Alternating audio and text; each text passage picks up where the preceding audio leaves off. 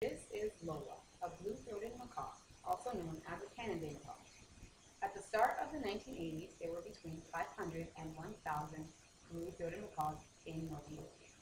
But because of the wild bird trade in the early 1990s, this species has faced near extinction multiple times before the end of the decade, at which point 110 and 130 wild individuals remain.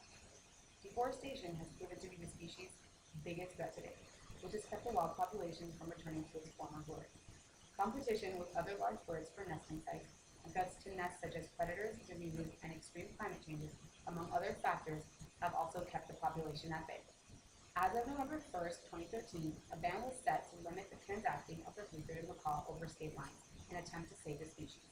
3 weeks prior to the law being established, the International Union for the Conservation of Nature deemed the blue-throated macaw as critically endangered under the Endangered Species Act of 1973, which in turn drove the U.S. Fish and Wildlife Service to pass the law.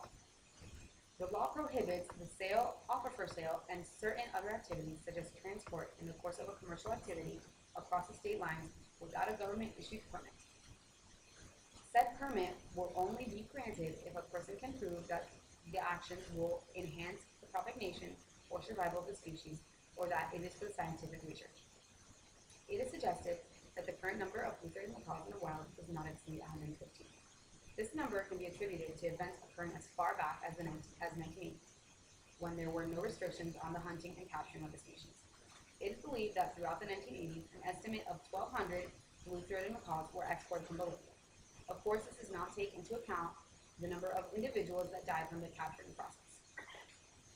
According to the U.S. Fish and Wildlife Service, to be considered endangered, a species must be in danger of extinction throughout all or significant portions of its range.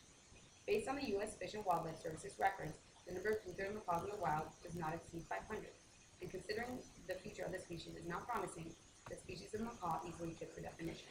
The blue-throated macaw is not the first nor the last species of macaw to be considered endangered. A few other commonly known and seriously endangered species are the hyacinth macaw and the red-fronted macaw. On the other hand, macaw species such as the Spix glaucus are thought to have reached the point of extinction in the wild, with less than 100 Spix macaws currently remaining only in captivity. With this law in action, the blue-throated macaw population in each state and territory in the United States will have a set gene pool to work with. Over time, with breeding, most, if not all, individuals will be related in some form. This is not counting the individuals who are infertile, incompatible, and or already related. If breeding is to be continued, inevitably, unhealthy macaws will be produced, and the species will face a steady decline.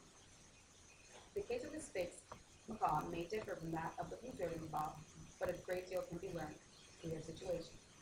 The Spix macaw was trapped to near extinction, and as governments were in the process of establishing laws against the capture and exporting of the Spix, the species had all but gone extinct. With limited Spix macaws left, the gene pool was limited, causing numerous birth defects, including sterility and an increased susceptibility to diseases in offspring. With such unsound birds being produced, breeding has almost come to a halt, meaning the chances of returning this species to its former glory are slim to none. In conclusion, I understand that macaws are highly regarded animals in the United States and around the world, not only as pets, but as wild animals, which is why bans such as this one are set in place. However, considering the fate of the avian species, such as the Spix, who had similar bans set on them, I believe this ban will do more harm than good. In order to truly preserve the species, the ban should be lifted or considerably modified to ensure species survival. If the decision is to modify the law, it should allow for the interstate buying and selling of macaws by safe and prudent breeders. Until such amendments are made, breeders of the blue-throated macaws are singularly responsible in assuring that no two birds in a breeding pair are related. If the species is to recover, birds produced by private breeders will have to be given to conservationists who can then breed the individuals with birds from different areas of the United States without fear that they are related. As for the personal pet owners of the blue-throated macaws, such as myself, I know, and we all should know, that if and when the time comes, they may have to be part with their pets in order to save and maintain